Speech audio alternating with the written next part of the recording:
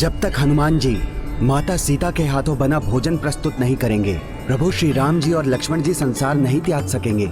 मुझे चिंता हो रही है, कहीं प्रभु के निर्वाण में विलंब ना हो जाए। सब हनुमान जी पर ही निर्भर है। लाज रखो माँ राम नाम की, विनती करे हनुमाना। हे माता तुम सबकी सहायक, मेरा काज बनाना। लाज रखो माँ राम नाम की, विनती करे हनुमाना।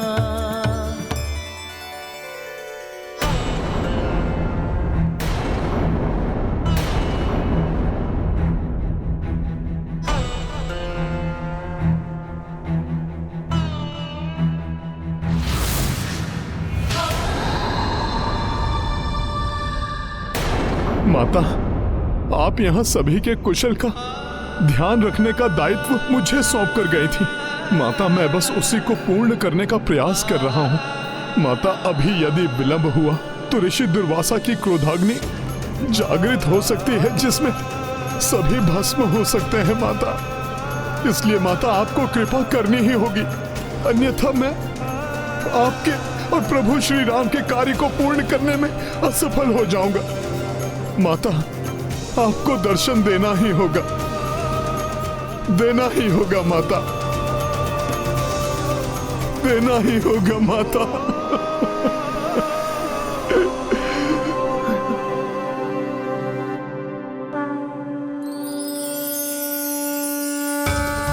ये मेरे हृदय से ये निर्मल प्रकाश कैसे उत्पन्न हो रहा है?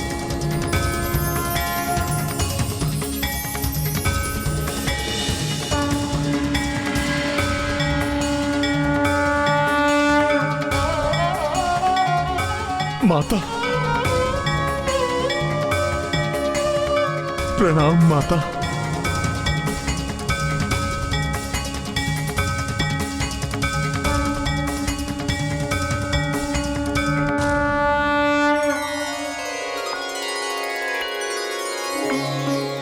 माता, आप आ गईं। आपने अपने इस पुत्र की लाज रख ली माता। माता, मुझे विश्वास था कि आप अयोध्या पर छाए संकट को दूर करने के लिए अवश्य आएंगे। पुत्र हनुमान, मैं गई ही कहा थी। मैं तो स्वामी के साथ सदैव तुम्हारे हृदय में वास करती हूँ। तुम्हें मेरे हाथों से बनाया भोजन चाहिए। हाँ।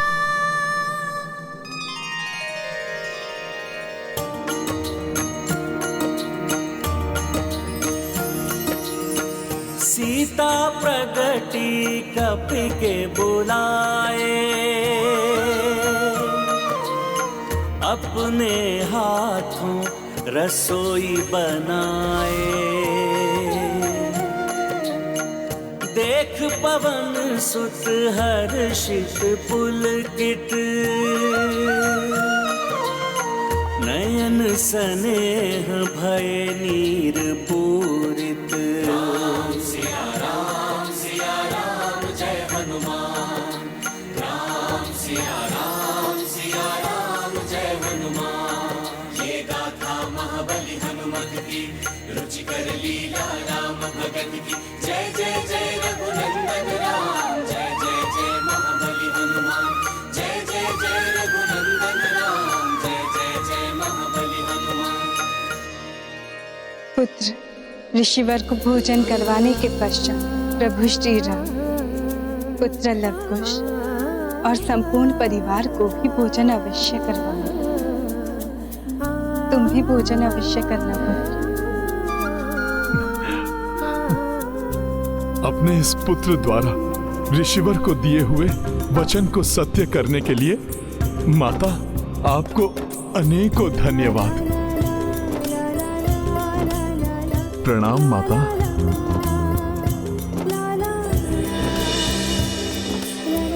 माता, प्रेम का अथाह सागर है आपका हृदय। आप किसी को भी नहीं भूलें। एक पहर पूर्ण होने को है। कहाँ है हनुमान? और कहाँ है वो भोजन जिसे लाने का उसने वचन दिया था? अब आपको और प्रतीक्षा नहीं करनी होगी ऋषिवर। मैं अभी माता सीता के हाथों बनाया भोजन प्रस्तुत कर रहा हूं। हनुमान के मुख से कभी असत्य वचन नहीं निकलते, किंतु ये कैसे संभव है? सीता कैसे भोजन तैयार कर सकती है जब वो यहाँ है ही नहीं?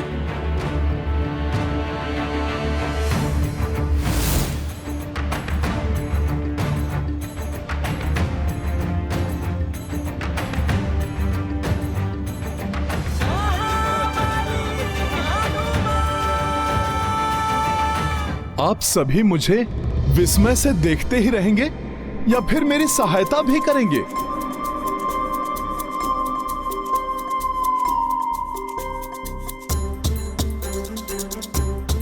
आइए ऋषिवर, भोजन के लिए आसन ग्रहण कीजिए।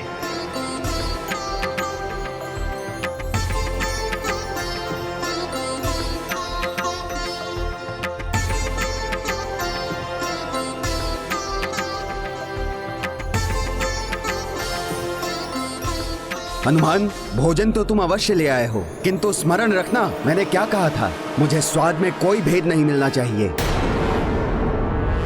ऋषिवर, सच्ची निष्ठा तो असंभव को भी संभव बना देती है।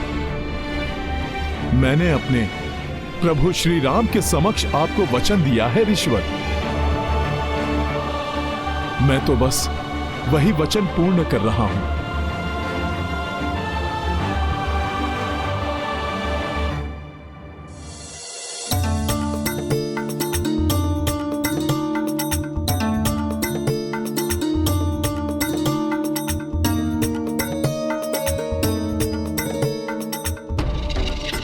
हनुमान जी ने अनेकों बार अपनी भक्ति की शक्ति से असंभव कार्य किए हैं, किंतु आज ये माता के हाथों का भोजन प्रस्तुत करना, क्या ये सत्य है?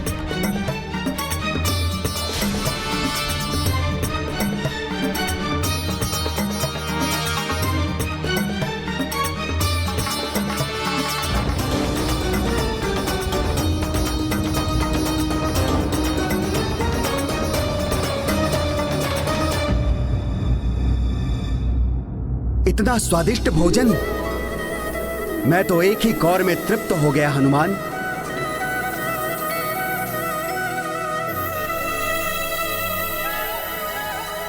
ये तो सत्य में पुत्री सीता के हाथों बना प्रसाद है हनुमान। महाबली हनुमत की रुचिकर लीला राम भगत की। जय जय जय रघुनंदन राम, जय जय जय महाबली हनुमान। भोजन सिय हाथों से बनाई, दुर्वासा संतृप्त हो खाई। तत्पश्चात बसे रघुराई, संग में लव कुश अरु सब भाई। संसार त्यागने के पूर्व मुझे तुम्हारे हाथों बने भोजन को प्राप्त करने का सौभाग्य मिल गया सीते। अब मेरी कोई इच्छा अपूर्ण नहीं रही।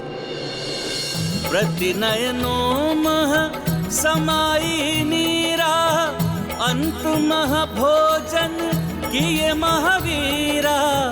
आए राम तब भाव अधीना, कपि मुख मह मोदक धर दीना। महाबली हनुमत की रुचिकर लीला राम भगत की। जय जय जय रघुनंदन राम, जय जय जय महाबली हनुमान। जय जय जय रघुनंदन राम, जय जय जय महाबली हनुमान। हनुमान, एक तुम ही तो हो जिसने मेरी सीता को रुष्ट होने का कभी कोई कारण नहीं दिया। इसलिए वो तो मात्र तुम्हारे बुलावे पर ही आ सकती थी, और वो आई भी। इसलिए मैं एक बार पुनः तुम्हारा धन्यवाद करता हूं।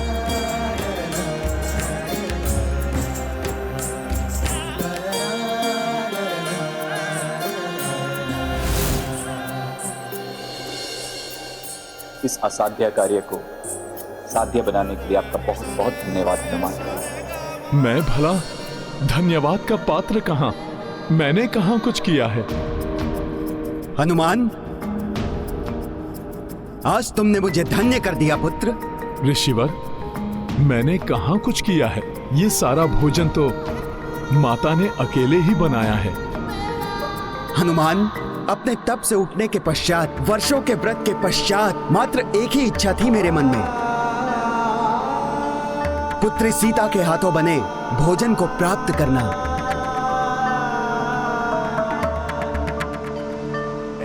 उनके त्याग का ज्ञान था मुझे, किंतु फिर भी मैं अपने इस इच्छा का दमन नहीं कर सका। आज तुमने उनका आवाहन कर मेरी ये इच्छा भी पूर्ण कर दी। मैं तुम्हें आशीष देता हूं हनुमान। तुम्हारी भक्ति की शक्ति की ख्याति तो युग युगांतर तक रहेगी।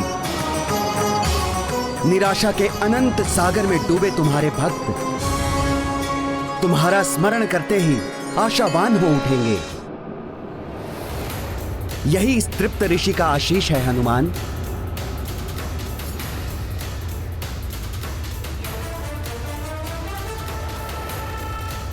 संकट मोचन हनुमान, आप महान हैं। आपका प्रभु प्रेम महान है, जिसकी शक्ति से आपने माता की ममता को जागृत कर वो संभव कर दिया जो हम सब की कल्पना से परे था। हनुमान, मैं तुम्हें आशीष देता हूं। जैसे तुमने संपूर्ण जीवन मेरा प्रत्येक कठिन से कठिन कार्य पूर्ण किया है, उसी प्रकार तुम्हारे नाम के स्मरण से ही असंभव प्रतीत होने वाला प्रत्येक कार्य संभव हो जाएगा।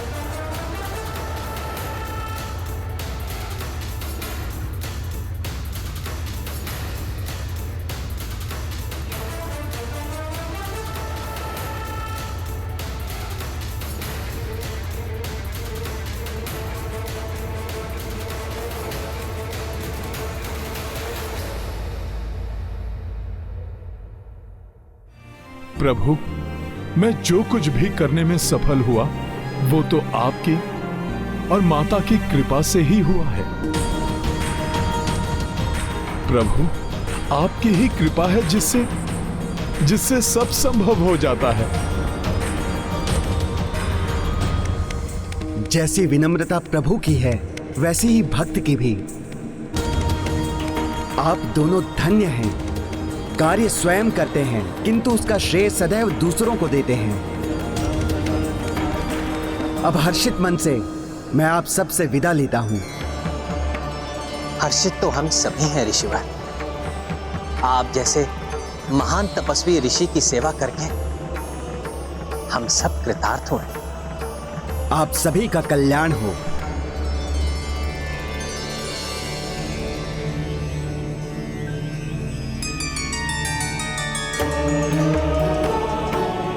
अब आगे का मार्ग मैं स्वयं तय करूंगा। आप सभी लौट जाइए। कल्याण हो।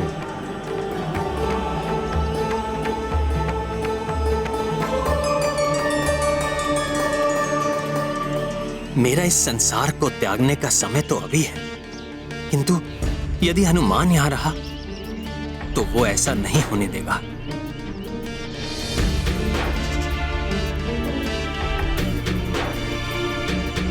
हनुमान, ऋषिवर इतनी लंबी तपस्या के बाद लौट कर आए थे, किंतु अब वो। प्रभु, मैं समझ गया। मैं स्वयं अपने हथेली पर बिठाकर उनके आश्रम तक छोड़ आऊंगा।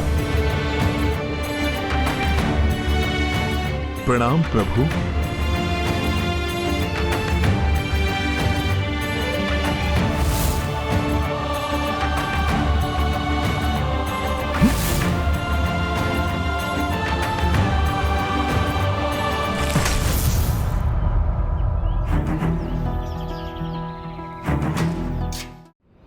जय श्री राम।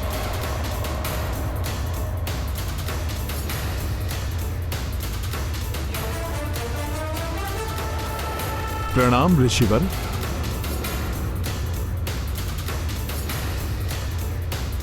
आइए ऋषिवर, कृपा कर आप मेरी हथेली पर आरूढ़ हो जाइए, जिससे मैं आपको आश्रम तक पहुंचा दूं। उचित है हनुमान।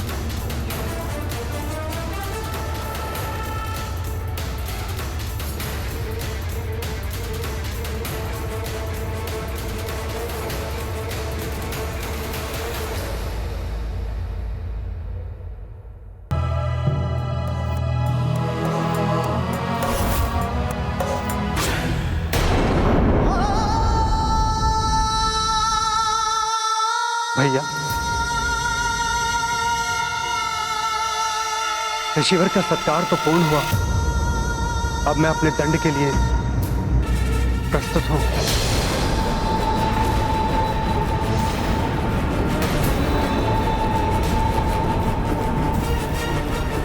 ये तो मेरा सौभाग्य है कि मैं माता की कृपा से प्रभु की दुविधा दूर कर सका। अपने वचन से बंधा हुआ हूं मैं लक्ष्मण, इसलिए मुझे तुम्हें मृत्यु दंड देना ही होगा, दंड देना ही होगा, दंड देना ही होगा, दंड देना ही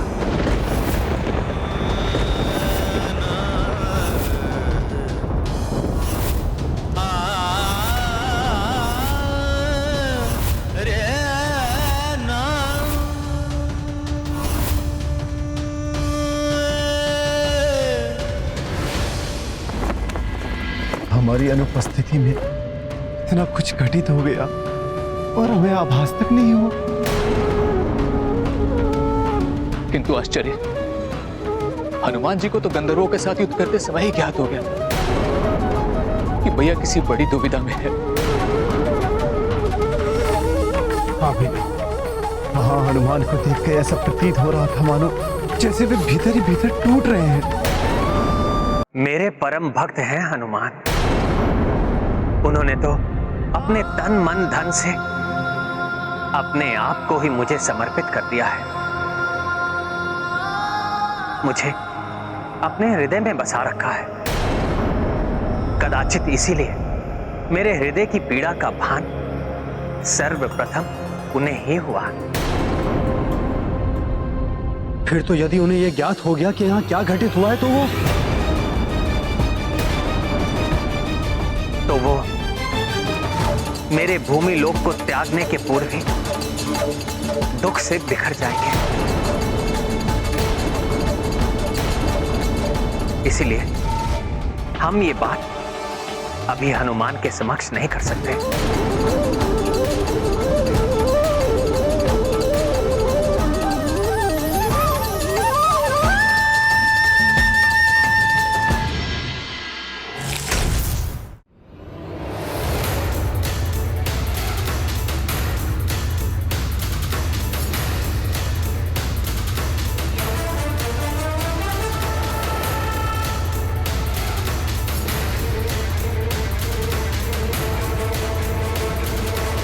जय श्री राम।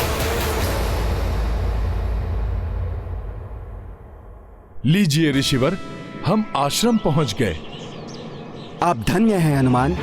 आपके प्रभु के प्रति आपकी भक्ति देखकर मैं अत्यंत आनंदित हूं, प्रभावित हूं। किंतु स्मरण रहे, अपनी इस भक्ति और अपने इस प्रभु प्रेम की भावना को अपने कर्तव्य और विधि विधान के मार्ग में मत आने देना। इसी में तुम्हारे प्रभु की और तुम्हारी मर्यादा निहित है हनुमान। ये अत्यंत महत्वपूर्ण ज्ञान है हनुमान। इसे सदैव अपने हृदय में रखना। धन्यवाद ऋषिवर, मैं आपके ये वचन कभी नहीं भूलूंगा। अब आप मुझे आज्ञा दीजिए ऋषिवर। प्रणाम। कल्याण हो, सदैव तुम्हारा कल्याण हो राम भक्त हनुमान। जय श्री राम। ऋषिवर ने अचानक मेरी भक्ति, मेरी प्रभु प्रेम की भावना को मेरे कर्तव्य पालन से क्यों जोड़ दिया, जैसे वो एक दूसरे के विरुद्ध आने वाले हों। कारण जो भी हो, ऋषिवर द्वारा दिया ज्ञान सादर स्वीकार करना ही मेरा धर्म है। हाँ, यदि हनुमान को तनिक भी आभास हुआ तो वो मुझे लक्ष्मण को दंडित कर मुझे उसके साथ भूलोक से प्रस्थान कभी नहीं करने देगा। हनुमान ही नहीं भैया, ये तो हम भी नहीं करने देंगे आपको। हमें पीछे छोड़कर आपको हम कहीं नहीं जाने देंगे भैया।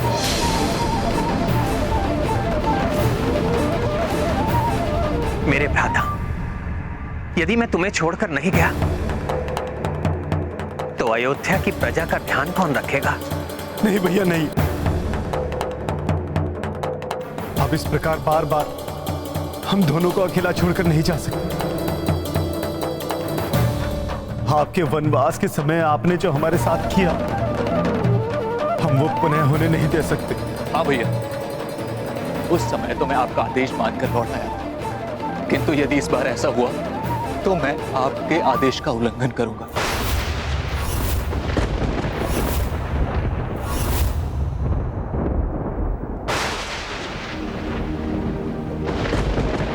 ये है रामायण, रामचंद्र गुण धाम की, सब सुधि जन करिए कथा श्रवण श्री राम की।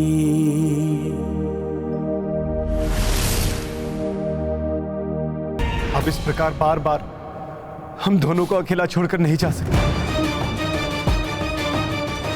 आपके वनवास के समय आपने जो हमारे साथ किया, हम वो पुनः होने नहीं दे सकते। हाँ भैया, उस समय तो मैं आपका आदेश मानकर लौट आया था, किंतु यदि इस बार ऐसा हुआ तो मैं आपके आदेश का उल्लंघन करूंगा। जब आप वनवास में थे तब भ्राता भरत नंदीग्राम में स्थित हो गए। शोकाकुल माताओं को अश्रु बहाते हुए, भाभी माओं को वियोग के दुख में घुलते हुए इस सुनसान राजमहल में मैंने अकेले देखा है। अब एक बार फिर से मैं वो कष्ट सहन नहीं कर सकता। भैया, पिछली बार तो हनुमान ने मुझे अपने प्राण त्यागने से रोक लिया, किंतु इस बार मुझे हनुमान भी नहीं रोक पाएंगे।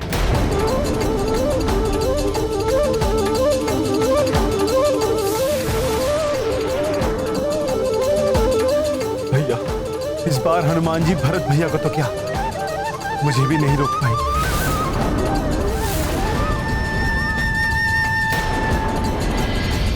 मैंने प्रभु श्री राम के भूलोक त्यागने का संयोग उत्पन्न तो कर दिया है, किंतु उन्हें और उनके भ्राताओं को इस स्थिति में देखकर मुझे ऐसा प्रतीत हो रहा है कि मैंने उन्हें बहुत बड़ी कठिनाई में डाल दिया है।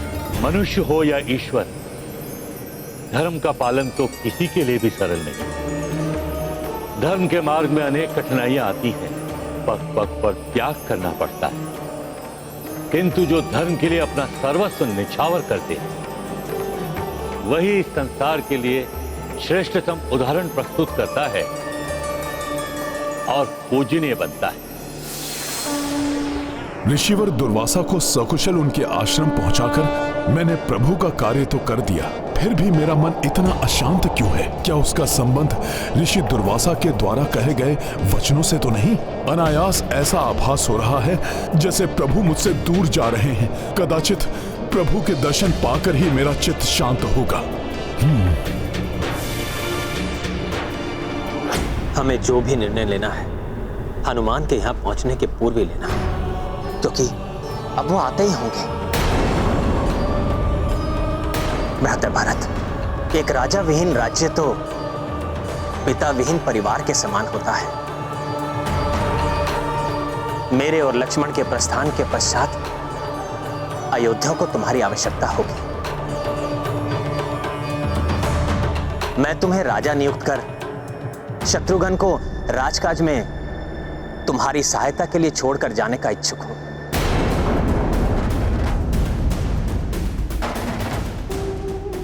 भैया, कृपया ऐसा ना करें। आप जो भी निर्णय ले हमें अपने साथ रखें। आपके बिना तो प्राण विहीन हो जाएंगे भैया, हम राजधर्म नहीं निभा सकेंगे। अब आप ही बताइए भैया, प्राण विहीन होकर जब हम एक दूसरे का ध्यान रखने में अक्षम रहेंगे तो राज्य का कार्यभार कैसे संभाल पाएंगे? इससे उत्तम तो यही होगा भैया कि आपकी आज्ञा ना मानने के दंड स्वरूप लक्ष्मण के समान हम दोनों को भी मृत्यु दंड दे दीजिए।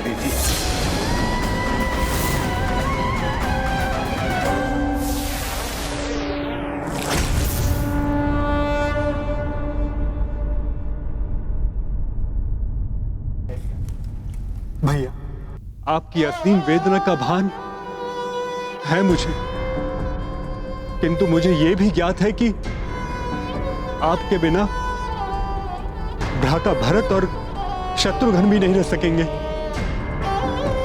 मैं तो स्वयं आपके बिना नहीं रह सकता भैया। और सत्य तो यह है कि हम में से कोई भी नहीं जो अपने आप को इस राज सिंहासन के योग्य समझे। इस पर आपके सिवा यदि कोई स्थित हो सकता है तो वो आप ही के स्वरूप है भैया। अब इस राज सिंहासन पर लवकुश का अधिकार। मेरी भी यही मान्यता है भैया। आपके पुत्र योग्य है, पराक्रमी है, युद्ध भूमि में उन दोनों के पराक्रम के हम साक्षी। बुद्धि, विवेक, ज्ञान सब में परिपूर्ण है वे। आपके बाद यदि इस सिंहासन पर कोई बैठने योग्य है तो केवल वही है भैया।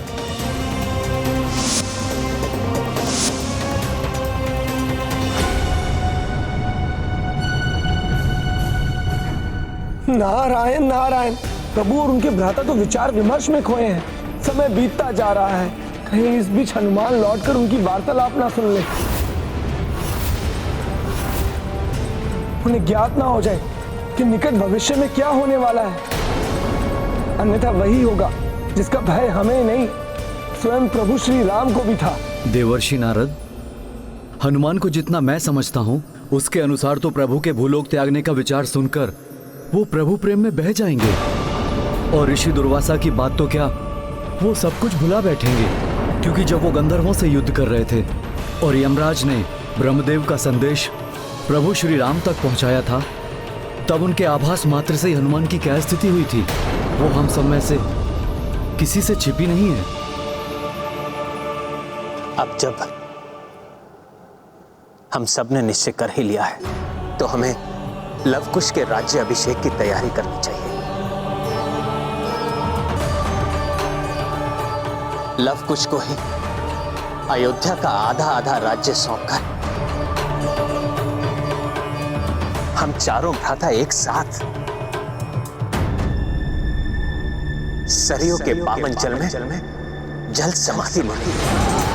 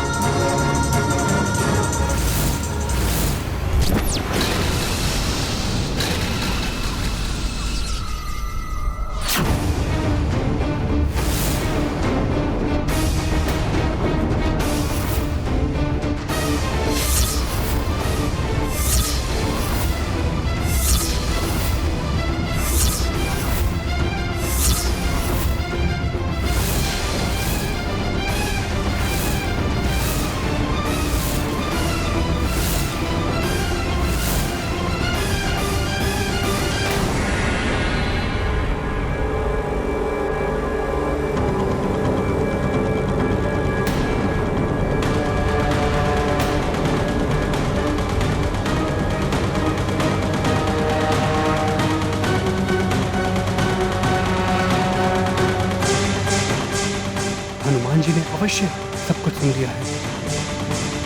अब क्या होगा, क्या करेंगे हनुमान? अपने इस भोले भक्त हनुमान को मैं कैसे समझा सकूंगा?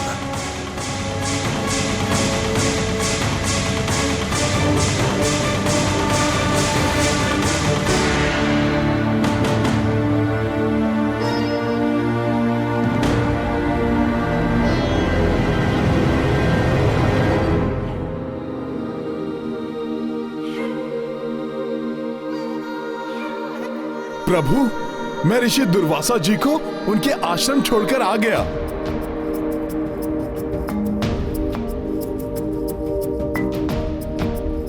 किंतु प्रभु, जब मैं लौटा तो आप सब लोग इतने चिंतित क्यों थे?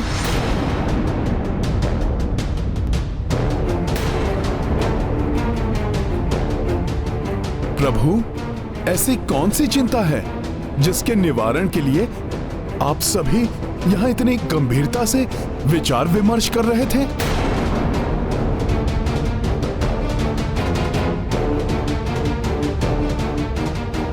हनुमान जी, हम तो बस लव कुश के भविष्य के बारे में बातें कर रहे थे। जिनके भविष्य के विषय में हम निर्णय ले रहे हैं, बहुत समय से उनके दर्शन नहीं हुए। हनुमान जी, क्या आप उन्हें यहाँ ढूंढ के ला सकते हैं? हाँ लक्ष्मण भैया, उन दोनों के साथ तो मुझे भी बहुत आनंद आता है। लक्ष्मण भैया, मैं अभी गया और उन दोनों को लेकर अभी आया।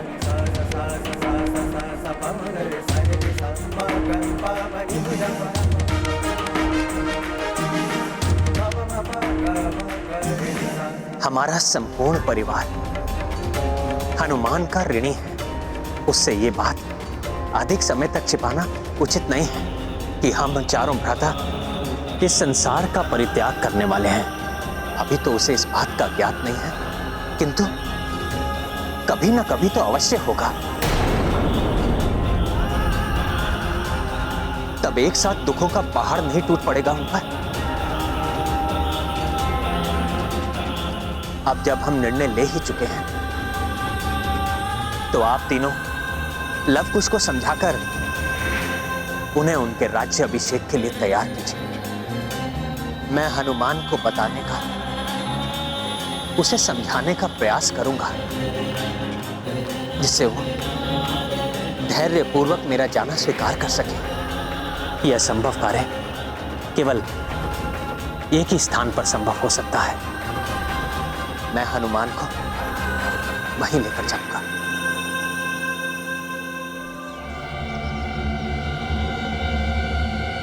कहां हैं ये दोनों? कहीं लक्ष्मण भैया ने मुझे वहां से हटाने के लिए तो लव कुश को ढूंढने के लिए नहीं भेज दिया? चारों भ्राता लव कुश के भविष्य के लिए इतने चिंतित क्यों थे? प्रभु ने तो यही कहा था कि वो उन दोनों के विषय में ही बात कर रहे थे। कहीं प्रभु मुझसे कुछ छिपा तो नहीं रहे?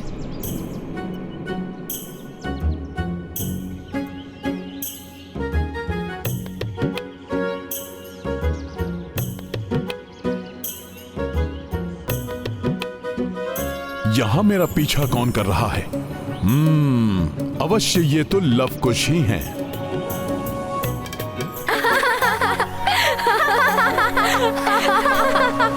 हनुमान जी, हमें आपके साथ बहुत आनंद आता है। आप हमारा साथ कभी मत छोड़िएगा। मैं वचन देता हूं, कभी भी तुम दोनों को छोड़कर कहीं नहीं जाऊंगा। किंतु अभी तुम दोनों को प्रभु श्री राम ने बुलाया है। शीघ्र चलो मेरे साथ। पिताश्री ने बुलाया है? किंतु क्यों? कोई विशेष कारण है क्या हनुमान जी? मुझे तो मात्र इतना ही ज्ञात है कि तुम दोनों के भविष्य के बारे में प्रभु कुछ बताना चाहते हैं।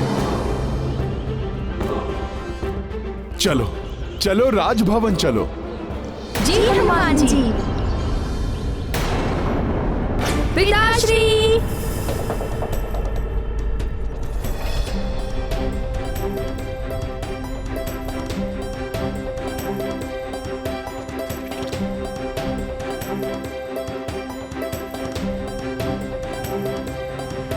ये लीजिए प्रभु, मैं ले आया लव कुश को। आप सभी हमारा प्रणाम स्वीकार कीजिए।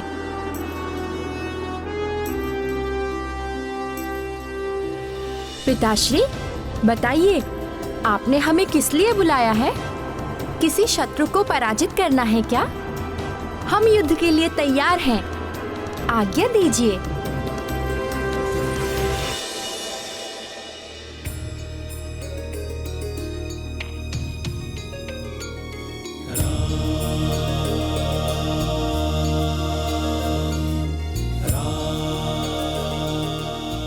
आज्ञा नहीं पुत्र, ये तो एक पिता का अनुरोध मात्र है।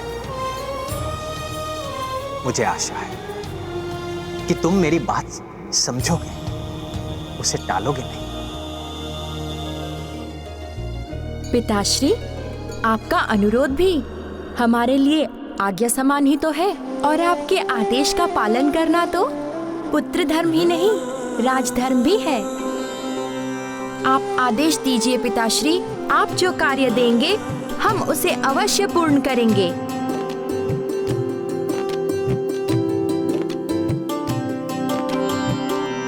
ये तुम्हें तुम्हारे काकाश्री बताएंगे पुत्र। मुझे अभी एक अन्य महत्वपूर्ण कार्य करना है।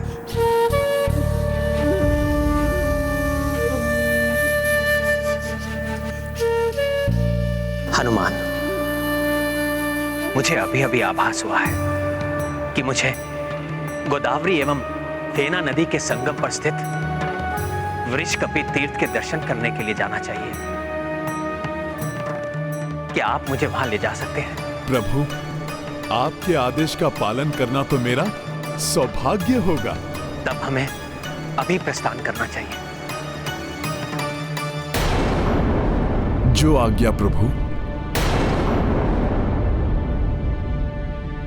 पुत्र, तुम्हारे काकाश्री तुम्हें जो भी कहें, तुम्हारा उसे गंभीरता पूर्वक सुनना अत्यंत महत्वपूर्ण है।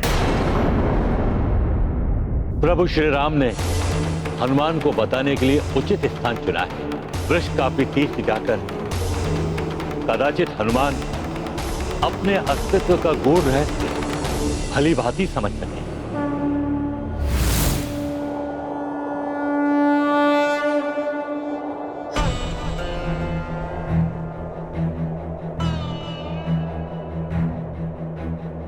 हनुमान के हृदय को भेदने वाला जो समाचार मैं उन्हें देने जा रहा हूं, उसके लिए मुझे अभी से तैयार करना चाहिए, अन्यथा एकाएक सुनकर कदाचित वो सहन न कर सके। किंतु मैं बताना प्रारंभ भी करूं तो कैसे? हनुमान, तुम तो मेरे वो भोले भक्त हो जिसने मेरे प्राण बनकर पग पग पर मेरा साथ दिया। अपने प्राण छोड़ने के साथ तुम्हारा साथ छोड़ने का भी समय आ गया है। ये कैसे बताऊं तुम्हें?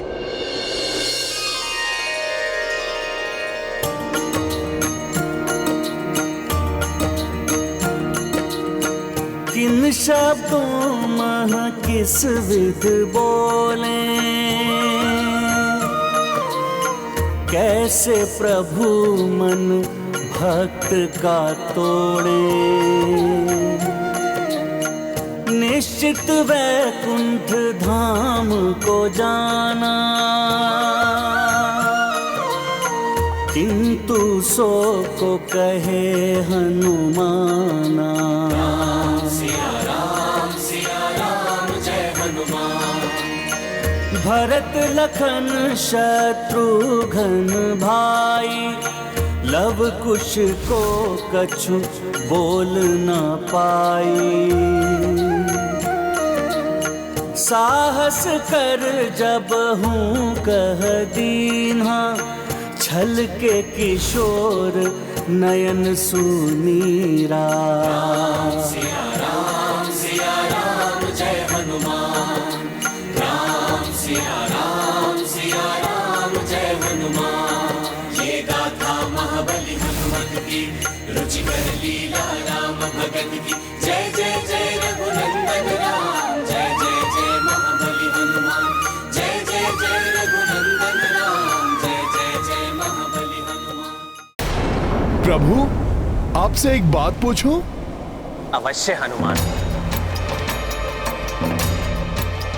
कुछ ऐसी बात करो हनुमान जिससे ये हृदय विदारक समाचार तुम तक पहुंचाना मेरे लिए सरल हो जाए। मुझे ऐसा क्यों प्रतीत हो रहा है कि जैसे मैं यहाँ प्रभु पूर्व में भी कभी आया हूं, किंतु कब और क्यों उसका स्मरण नहीं है मुझे। इन दोनों महान नदियों गोदावरी और फेना के इस अद्भुत संगम को देखकर मुझे ऐसा आभास हो रहा है जैसे उस घटना का आज की हमारी इस यात्रा से बहुत गहरा संबंध हो। प्रभु,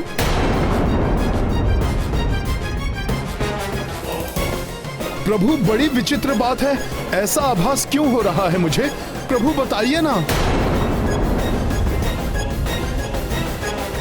हनुमान, तुम्हें जो आभास हो रहा है वो उचित है।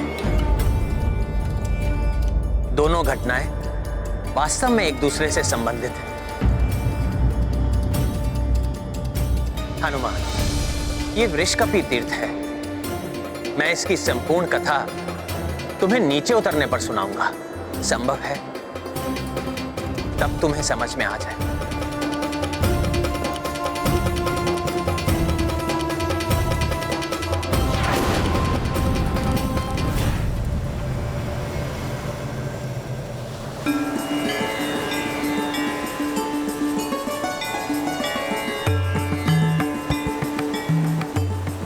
हनुमान, जैसा तुम्हें ज्ञात है, ये गोदावरी एवं फेना नदियों का पावन संगम है।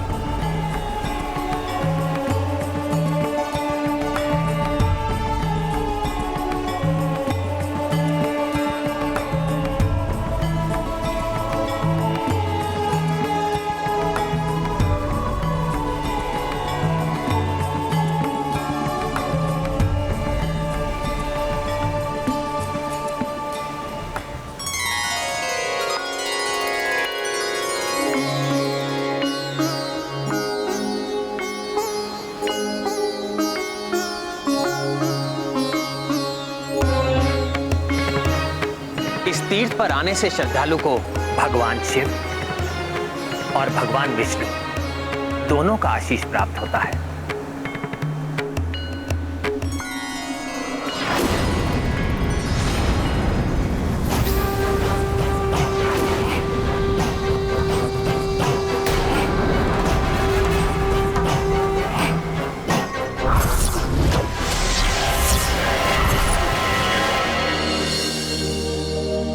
ये है रामायण, रामचंद्र गुण धाम की, सब सुधि जन करिए कथा श्रवण श्री राम की।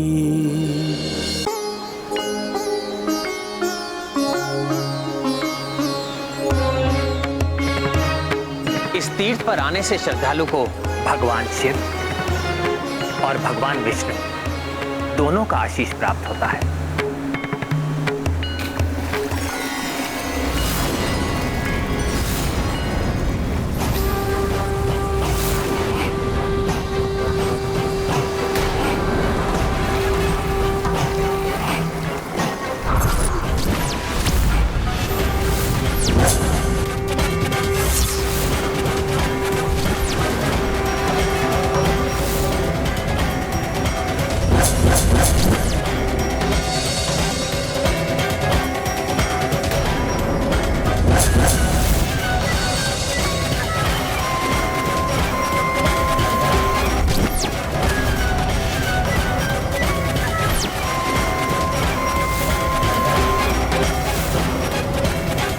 ये भगवान विष्णु और भगवान शिव की छवि वाले कौन हैं और ये मेरे समान क्यों दिखाई दे रहे हैं?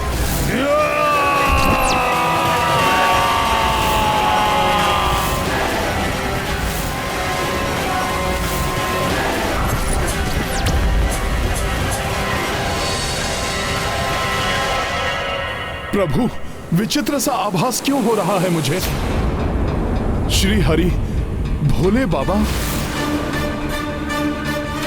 एवं मेरा स्वयं का मिला जुला रूप क्यों दिखाई दे रहा है मुझे? मुझे किसी माया ने भ्रमित कर दिया है या फिर मेरे मन की कल्पना है ये? हनुमान, ना ही ये कोई माया है और ना ही तुम्हारे मन की कल्पना। मैं तुम्हें इनके अद्भुत रूप की संपूर्ण कथा सुनाऊंगा, जिससे तुम्हें स्वयं ही बोध हो जाएगा कि तुम्हें ऐसा आभास क्यों हो रहा है। मेरे भोले भक्त हनुमान को समझाने के लिए उसे बताना ही पड़ेगा कि कालांतर में उनके वृषकपी अवतार में आने का उद्देश्य समाप्त होने के पश्चात भूलोक से उनका भी निर्माण हुआ था। ये अनेक युगों पूर्व की बात है हनुमान। दैत्यों के पूर्वज महाबली हिरण्य का पुत्र महाशनि घोर तपस्या से प्राप्त वरदानों के कारण अनेक शक्तियों का स्वामी हो गया था, किंतु तपस्वी होकर भी दैत्य प्रवृत्ति के कारण उसने अपने आतंक से तीनों लोगों को आतंकित कर रखा था।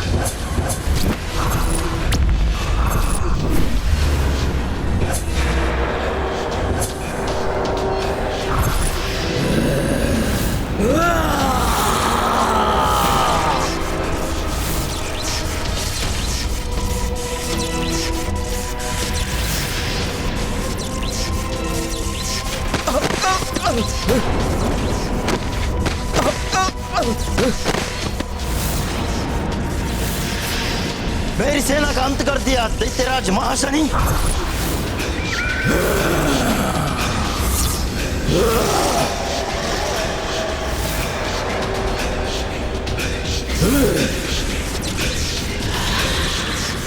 अब तुम नहीं बचोगे। सभी विरोधी राजाओं का वध करके महाशनि ने पाताल लोक और भूलोक पर अपना आधिपत्य जमा लिया था। अब उसका अगला लक्ष्य था इंद्रलोक। प्रभु, क्या वो इतना शक्तिशाली था कि देवताओं से भी युद्ध कर सके? उसे विश्वास था कि उसकी शक्ति के समक्ष देवता नहीं टिक पाएंगे, इसलिए इंद्रलोक पर आक्रमण करने के लिए वो एकाकी ही जा पहुंचा। उसके एक भयानक गर्जन से देवताओं के हृदय भी कंपित हो उठे। देवराज इंद्र, यदि अपनी भलाई चाहते हो तो महाशनि को स्वर्गलोक सौंपकर चले जाओ, क्योंकि महाशनि से युद्ध करने का सामर्थ्य नहीं है तुम देवताओं में। मूर्ख महाशनि! पाताल और भूलोक पर विजय प्राप्त करके तुम स्वयं को महाबली समझने लगे। जो देवलोक को विजित करने का दुस्साहस कर बैठे, स्वर्ग नहीं काल कोठरी मिलेगी तुम्हें तुम्हारी इस उद्दंडता के लिए। काल कोठरी महाशनि को नहीं, तुम्हें मिलेगी इंद्र, वो भी स्वर्ग लोक की नहीं, पाताल लोक की।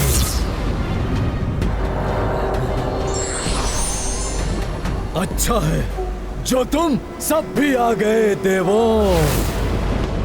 अब तुम भी देखो कि महाशनि कैसे तुम्हारे इस इंद्रदेव को बंदी बनाता है। तुम्हारे इस दुस्साहस का दंड मैं तुम्हें दूंगा महाशनि।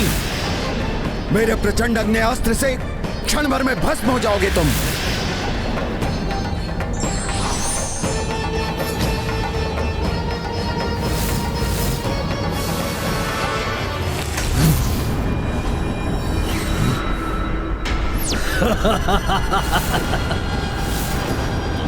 अग्निदेव, तुम्हारा अग्नेयास्त्र मेरा कोई अहित नहीं कर सकता।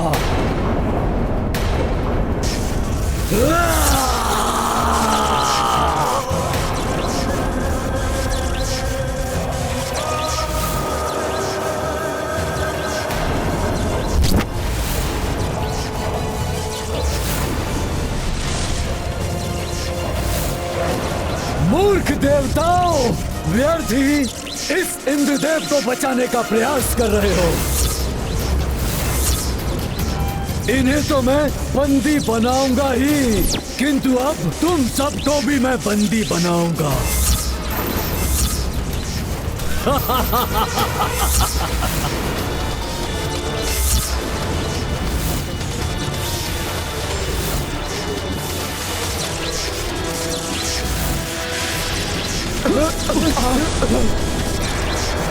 महाशनि!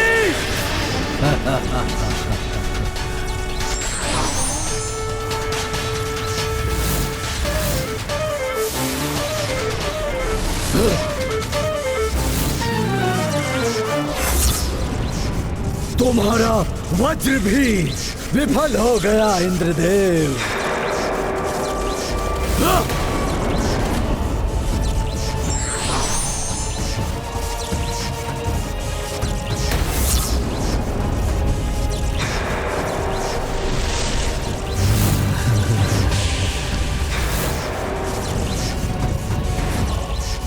नहीं, छोड़ दो मुझे, छोड़ दो।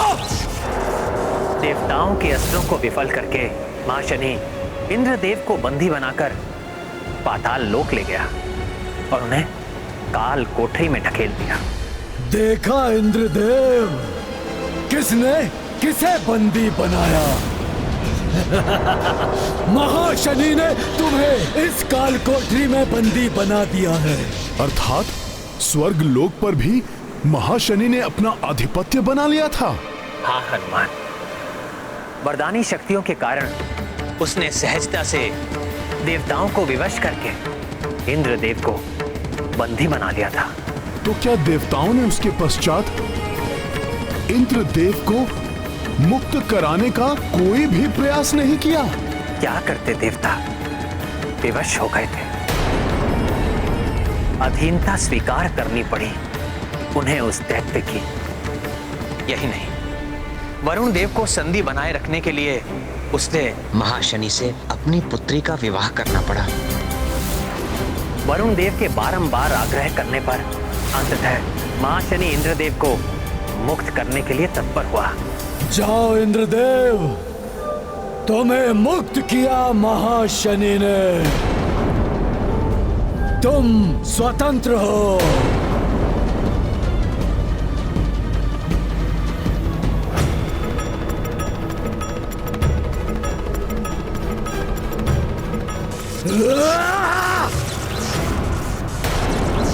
सुनो देवराज इंद्र, तुम्हें मुक्त किया है मैंने, स्वर्ग को नहीं।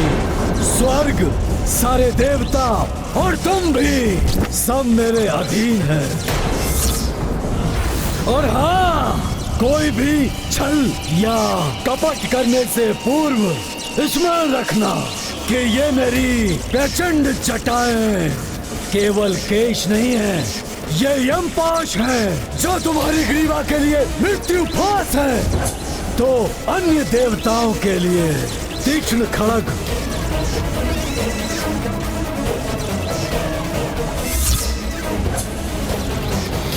प्रभु, महाशनि ने तो इंद्र आदि देवताओं को अपने अधीन कर लिया। प्रभु, किंतु ये सब उस अद्भुत रूप से कैसे जुड़ा है जिसका आभास मुझे हुआ था? मैं वही बताने वाला हूं हनुमान। जब इंद्रदेव की पत्नी देवी सची ने परास्त हुए इंद्रदेव की दशा देखी तो उनसे रहा नहीं गया। वो ब्रह्मा जी से इसका उपाय पूछने के लिए ब्रह्मलोक जा पहुंची। तब उन्हें ब्रह्मा जी से ज्ञात हुआ कि महाशनि को वरदान प्राप्त है कि उसका वध ऐसी महाशक्ति के हाथों ही हो सकता है जो एक साथ महादेव शिव एवं श्री हरि विष्णु देव की शक्ति से उत्पन्न हुआ हो। इसीलिए देवताओं के शक्ति प्रहार का उस पर कोई भी प्रभाव नहीं पड़ रहा था। तो क्या प्रभु, ये वही रूप है जिसका मुझे यहाँ पर आने से बार बार आभास हो रहा है? महाशनि के वरदान के बारे में ज्ञात होने के पश्चात देवी सची इंद्रदेव को साथ लेकर इसी गोदावरी एवं फेना नदी के संगम पर आई और यहाँ आकर उन दोनों ने श्री हरि नारायण एवं महादेव की प्रसन्नता के लिए घोर तप किया।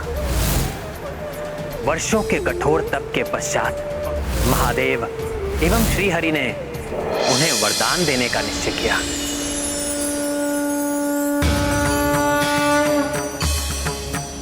प्रणाम महादेव।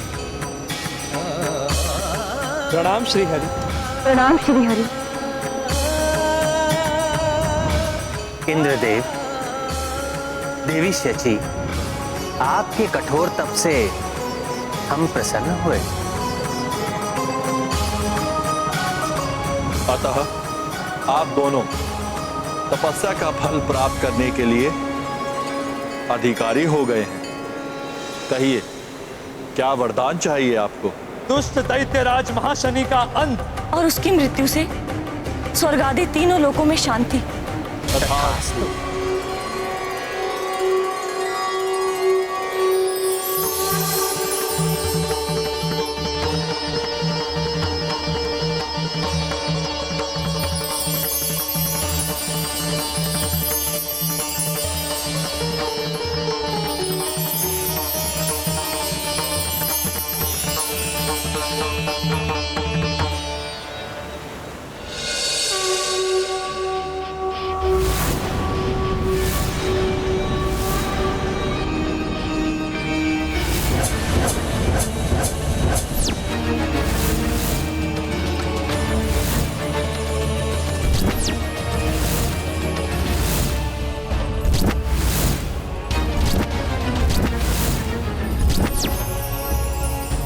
आश्चर्यचकित ना हो देवी शची, ये मुझ विष्णुदेव एवं महादेव के सम्मिलित तेज से उत्पन्न हुई महाशक्ति है। इसे जगत वृषकपि के नाम से जानेगा। तीनों लोकों में अपने आतंक से हाहाकार मचाने वाले महाशनि दैत्य का वध करेगा वृषकपि।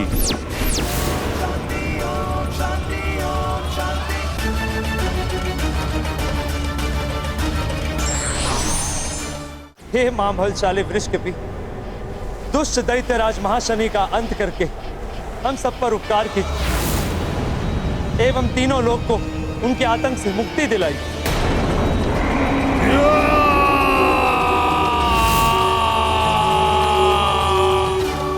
इसका अर्थ है, जिस दिव्य रूप का मुझे बार बार आभास हो रहा था, वो श्री हरि एवं भोले बाबा की सम्मिलित शक्ति से उत्पन्न महाबली वृषकपि का ही रूप है, जो इसी संगम पर अवतरित हुए थे।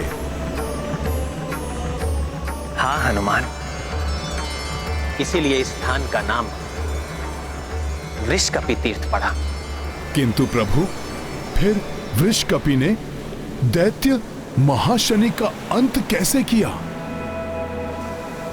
हनुमान, जिस प्रकार तुम एक ही छलांग में समुद्र पार करके लंका पहुंच गए थे, उसी प्रकार वृषकपि भी एक ही छलांग में यहां से पाताल लोक जा पहुंचे।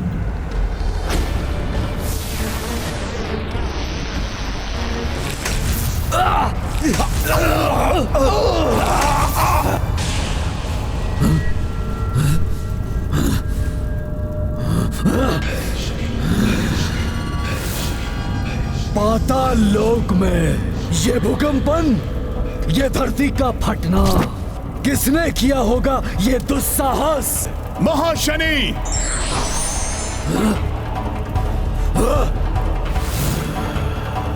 प्रतीत होता है किसी बड़े योद्धा को उस इंद्र ने भेजा है। अच्छा है, बहुत दिनों से किसी महान योद्धा से युद्ध का आनंद नहीं लिया, अब आएगा आनंद।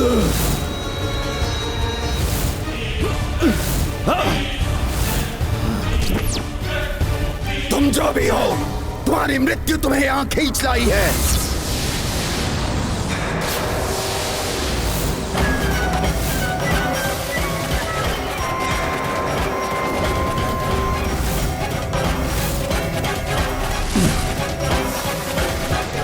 मृत्यु होगी तुम दैत्यों की।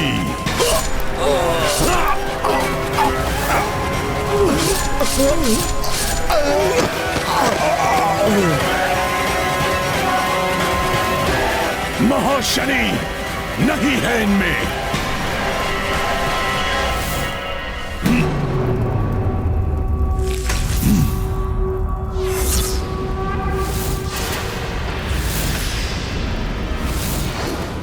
मेरी सेना का विनाश किया तुमने, किंतु अब मैं करूंगा तुम्हारा नाश।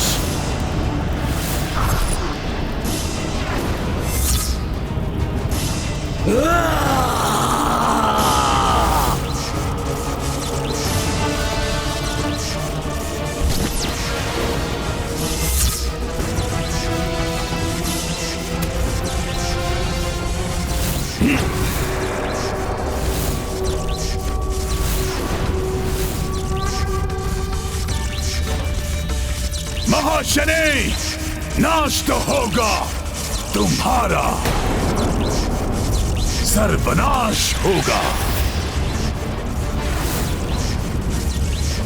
ये कौन है जिसने मेरी जटाओं को इस प्रकार पकड़ लिया है?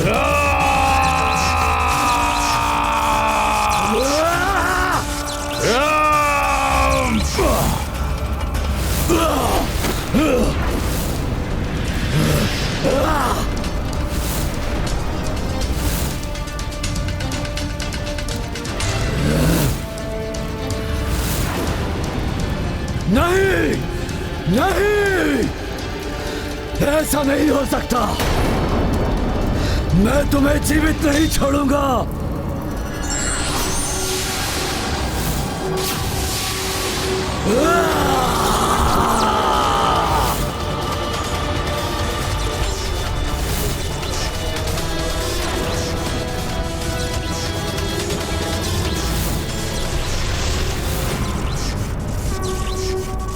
मेरा प्रहार विफल कैसे हो गया? नहीं, तुम्हारा अंत होगा, अवश्य होगा।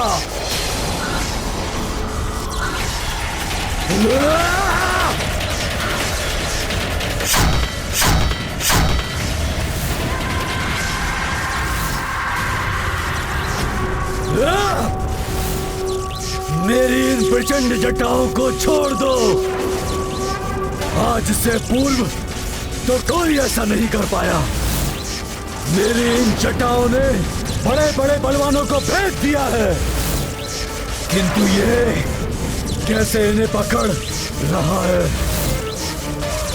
कौन ये? मृत्यु, मृत्यु हूं मैं तुम्हारी। नाम है वृक्ष कपि। अब होगा आरंभ तुम्हारे अंत का।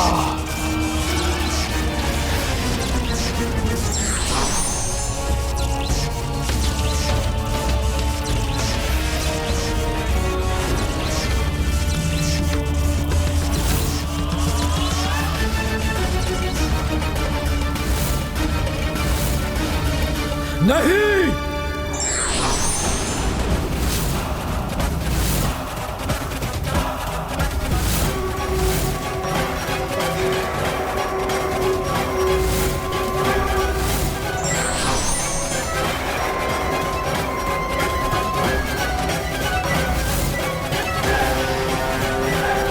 नहीं, ऐसा नहीं हो सकता। मेरी मृत्यु नहीं हो सकती।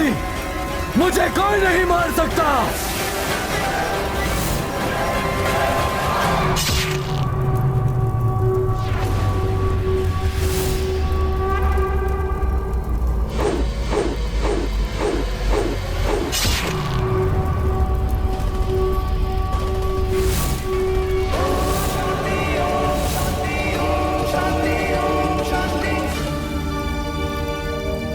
ये है रामायण,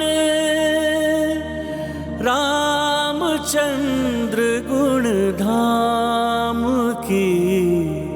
सब सुधि जन करिए, कथा श्रवण श्री। जो व्यक्ति अंत समय के निकट भी ईश्वरीय सत्ता और उसकी शक्तियों को पहचान नहीं पाता, उसका अंत दुखद होता है। जैसे ही वृषकपि ने महाशनि का वध किया, समस्त देवता वहां एकत्रित हो गए। उन्होंने वृषकपि को धन्यवाद दिया। प्रभु, न जाने क्यों मुझे बार बार ऐसा आभास हो रहा था कि वृषकपि के स्थान पर मैं ही हूं।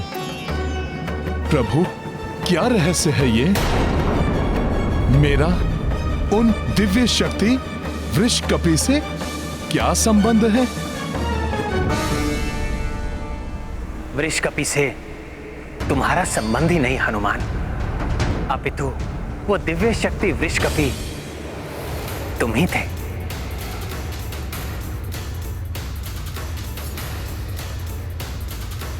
यही बताने के लिए मैं तुम्हें यहाँ लाया था हनुमान। उस युग विशेष में तुम्हारा अवतार मात्र दैत्य राज महाशनि का वध करने के लिए ही हुआ था। उसके वध के पश्चात तुम्हारे अवतार लेने का उद्देश्य पूर्ण हो गया था, अतः तुम वापस लौट गए थे। उसी प्रकार इस युग में मेरे जन्म लेने का उद्देश्य पूर्ण हो गया है।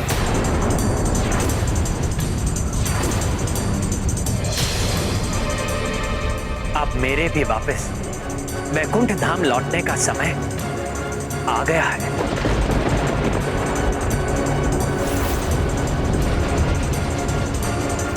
प्रभु के विछोह की कल्पना ही हनुमान के लिए घोर कष्टदायी है।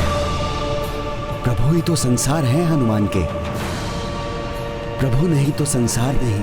बहुत दुखद है ये हनुमान के लिए, ना जाने हनुमान इसे कैसे स्वीकार कर पाएंगे। हनुमान, तुम भक्त शिरोमणि हो, अपना सर्वस्व समर्पित कर दिया है तुमने मुझे। ऐसे में मेरे निर्वाण की पीड़ा असहाय है तुम्हारे लिए। ऐसी ही पीड़ा का अनुभव मुझे भी हो रहा है हनुमान। प्रभु, मेरा हृदय बैठा जा रहा है। अब कह दीजिए ये सत्य नहीं है। सत्य है ये हनुमान। भूलोक को छोड़कर मुझे जाना ही होगा। प्रभु, इस भक्त ने आपके चरणों की सेवा का व्रत लिया है, अतः आपका ये हनुमान आपके साथ ही जाएगा। ये नहीं हो सकता हनुमान, तुम्हें तो अभी रुकना है। नहीं प्रभु, नहीं। हनुमान का सत्य, हनुमान का धर्म, हनुमान के प्राण तो आप है प्रभु। आपके बिना इस संसार में रहकर क्या करेगा ये हनुमान?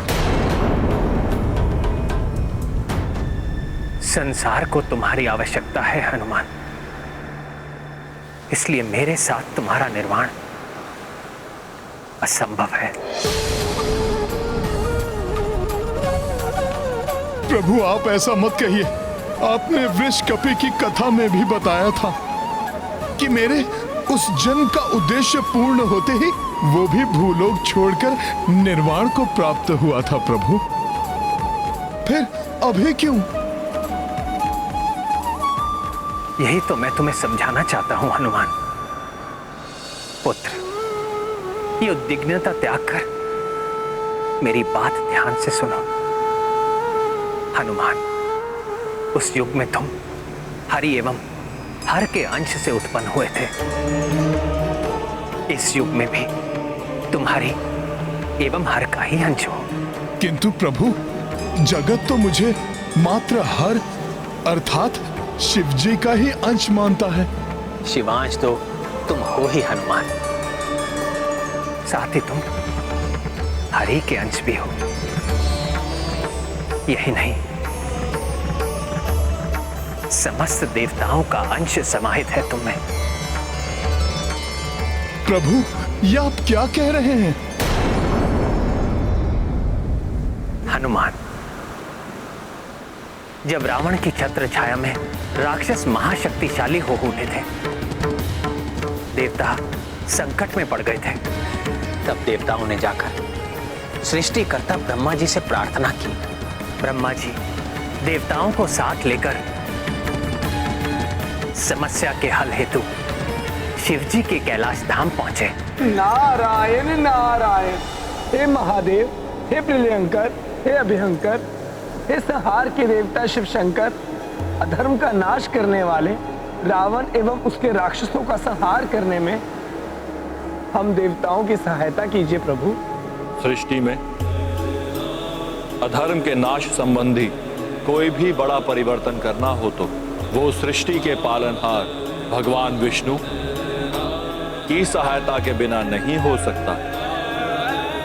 और भगवान विष्णु इस समय अपने अंशा अवतार के रूप में स्वयं ही पृथ्वी पर उपस्थित हैं। पृथ्वी पर भगवान विष्णु के अंश अवतार? हाँ बृहस्पति जी, दिव्य भ्राता युगल नर नारायण भगवान विष्णु के ही अंश अवतार हैं, जो पृथ्वी पर धर्म एवं सदाचरण के स्थापना हेतु कार्यरत हैं।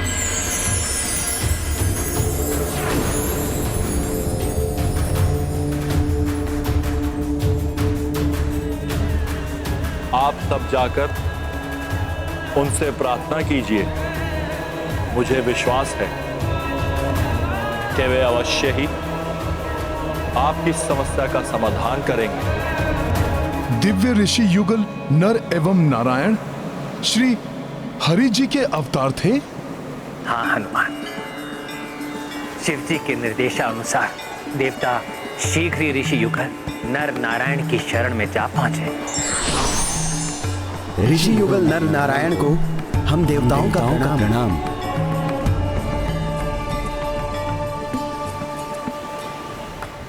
हे तेजस्वी ऋषिवरों, रावण और उसके राक्षस यज्ञ आदि का विध्वंस करके धर्म का नाश कर रहे हैं, अधर्म का साम्राज्य फैला रहे हैं। वो धर्म की रक्षा हेतु उनका संहार करना आवश्यक है। ऋषिवरों, कृपया हमारी सहायता कीजिए।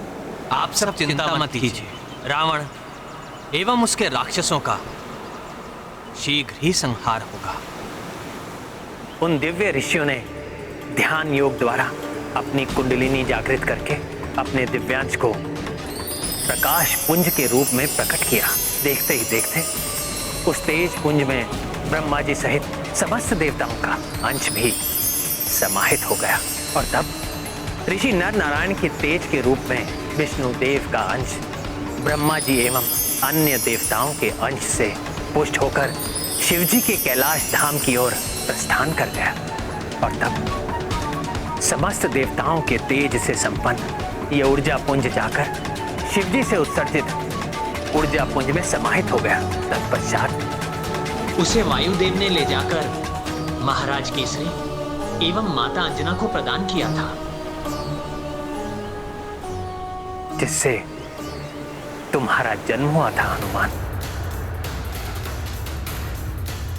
हरिहर एवं अन्य देवताओं के अंश से जन्मे हनुमान का उद्देश्य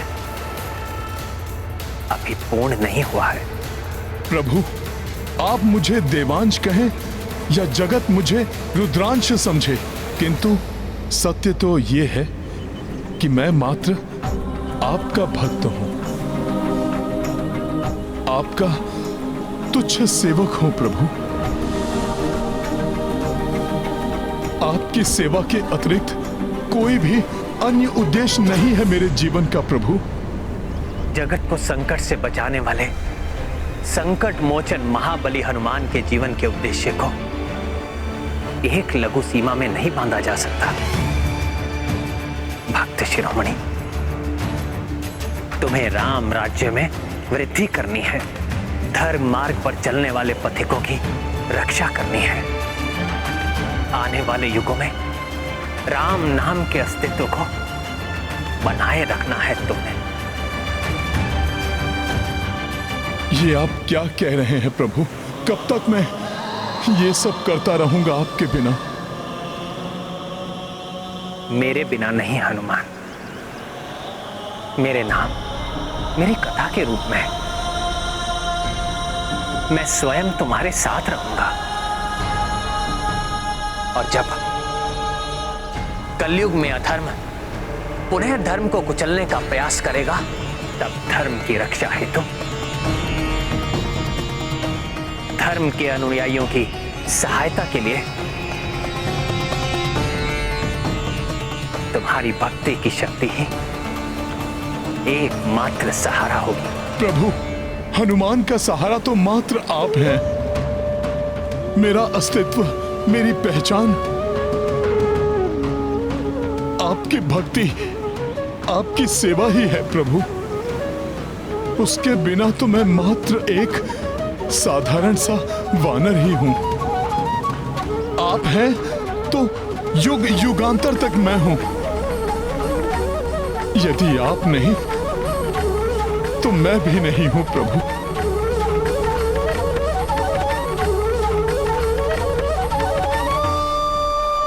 तुम जगत के संकट मोचन हो हनुमान। मात्र अपने लिए कैसे सोच सकते हो तुम?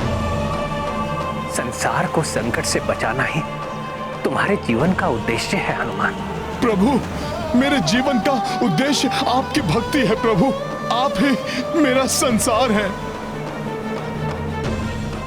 परंतु हनुमान, मेरे अवतार के अंत का समय आ गया है, तुम्हारे अंत का नहीं।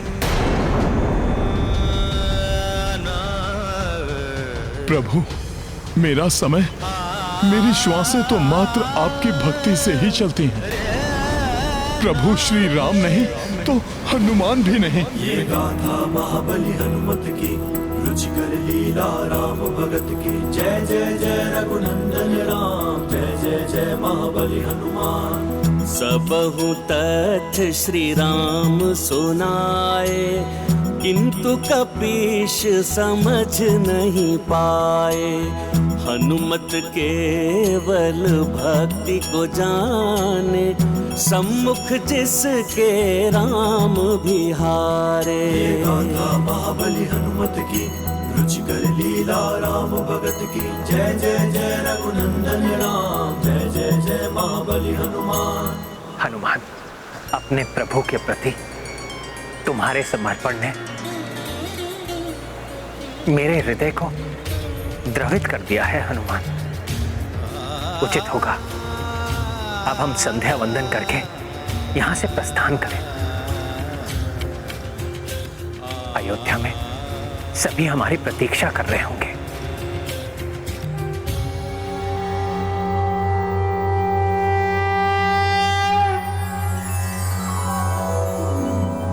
ओम भूर्भुवस्वः तत्सवितुर्वरेण्यं भर्गो देवस्य धीमहि धियो यो न प्रचोदयात्। स्वाहा।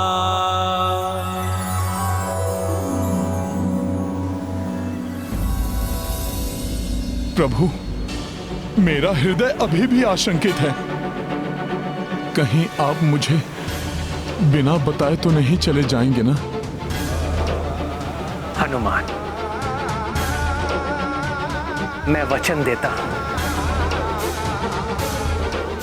तुमसे मिले बिना नहीं जाऊंगा। किंतु अभी तो हमें अयोध्या के लिए प्रस्थान करना है। उचित है प्रभु, उचित है।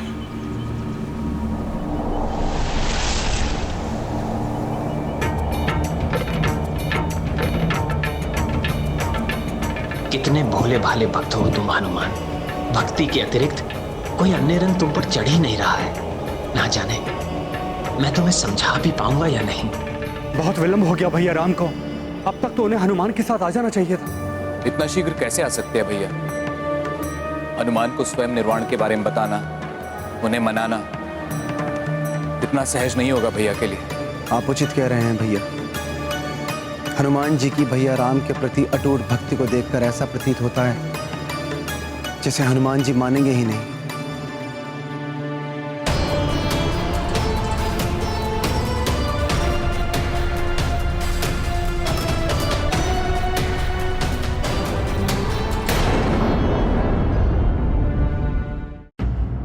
प्रणाम भैया, प्रणाम। प्रभु, अब आप विश्राम कर लीजिए। आप क्लांत हो गए होंगे।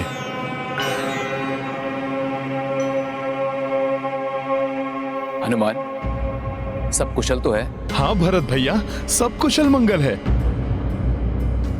प्रभु को संगम तीर्थ की यात्रा करा दी है। एवं क्या हनुमान? एवं प्रभु ने मुझे उस तीर्थ की कथा भी सुनाई।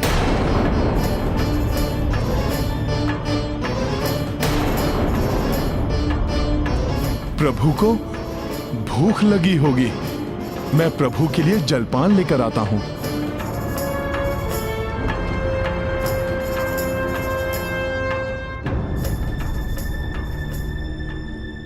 मैंने हनुमान को समझाने का हर संभव प्रयास किया, किंतु वो किसी भी प्रकार नहीं माने।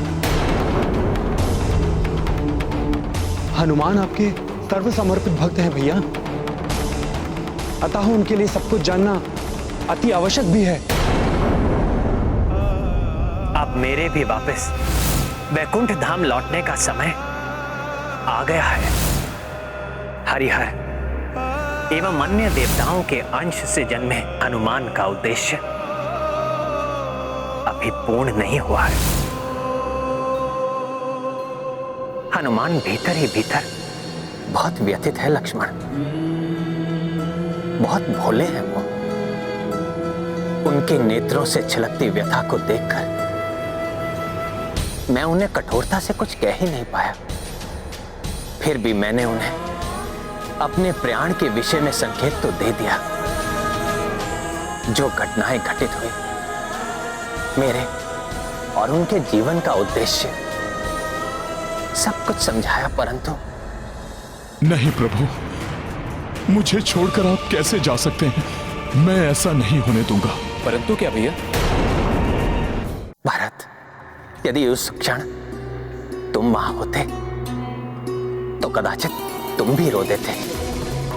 हनुमान के नेत्रों से अश्रु बह रहे थे, हनुमान टूट गए थे, और कितनी पीड़ा देता मैं उनके व्यथित हृदय को। नहीं कह सका कुछ अधिक।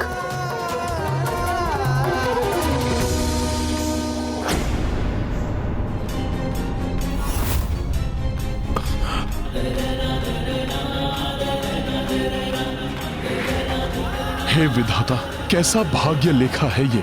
क्या दोष है इन नन्हे बालकों का? पहले माता इन्हें छोड़कर गई और अब नहीं नहीं नहीं नहीं नहीं। हनुमान, संभलना होगा तुम्हें। यदि इन बालकों ने ये अश्रु देख लिया तो कारण पूछ बैठेंगे। अपने पिता की भांति ये भी तुमसे बहुत स्नेह करते हैं। इन्होंने पूछ लिया तो क्या उत्तर दूंगा मैं? यदि इन्हें प्रभु के प्रस्थान की भनक भी लग गई तो इनके हृदय तो पूरी तरह से बिखर कर रह जाएंगे। क्या मैं तो शांत हूं, फिर भी सुबकने की ध्वनि सुनाई दे रही है?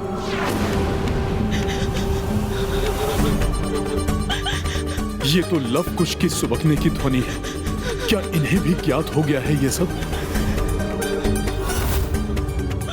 इन नन्हे बालकों की पीड़ा तो अपार होगी। पहले माता और अब पिता भी। हे भगवान!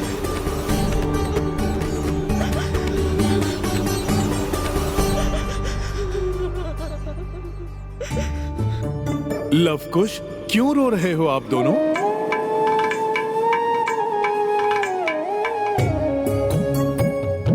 क्या हुआ? क्यों रो रहे हो आप लोग? बताओ मुझे, क्या हुआ? हाँ भैया, हनुमान को स्वयं निर्वाण के बारे में समझाना बहुत कठिन है, और इतना ही कठिन होगा लव कुश के लिए। हाँ भरत, उन बालकों के कोमल हृदय पर न जाने क्या बीत रही होगी। हाँ भैया, शोकाकुल है दोनों, किंतु प्रतीत हो रहा है कि दोनों धीरे धीरे स्थिति को स्वीकार करने का प्रयास कर रहे हैं। मैंने किसी प्रकार उनको स्थिति से अवगत करवा दिया है। मैंने हनुमान को सब कुछ बताया, किंतु ये ना कह सका कि निर्वाण के लिए मैंने सरयू नदी में समाधि लेने का निश्चय किया है। हनुमान जी, सरयू नदी। सरयू नदी? क्या लवकुश, क्या है सरयू नदी में? कुश, उचित होगा कि हम हनुमान जी को सब बता दें। ये सबके संकट हरते हैं, हमारे संकट भी हरेंगे। हाँ अंकुश, अवश्य हरूंगा तुम्हारे संकट। बताओ बताओ, हुआ क्या है? हमारा राज्य अभिषेक होने वाला है। ये तो प्रसन्नता की बात है ना? हमारा राज्य अभिषेक का अर्थ है कि अयोध्या के राजा पिताश्री नहीं होंगे। लवकुश, प्रभु श्री राम दूरदर्शी हैं। उन्होंने कुछ सोच के ही निर्णय लिया होगा। हाँ, मात्र सोचा ही नहीं, निश्चय भी कर लिया गया कि हमारे राज्य अभिषेक के पश्चात पिताश्री, काकाश्री भरत, काकाश्री लक्ष्मण, आप शत्रुघ्न काकाश्री के साथ सरयू नदी में। क्या है सरयू नदी में? एक साथ जल समाधि ले लेंगे।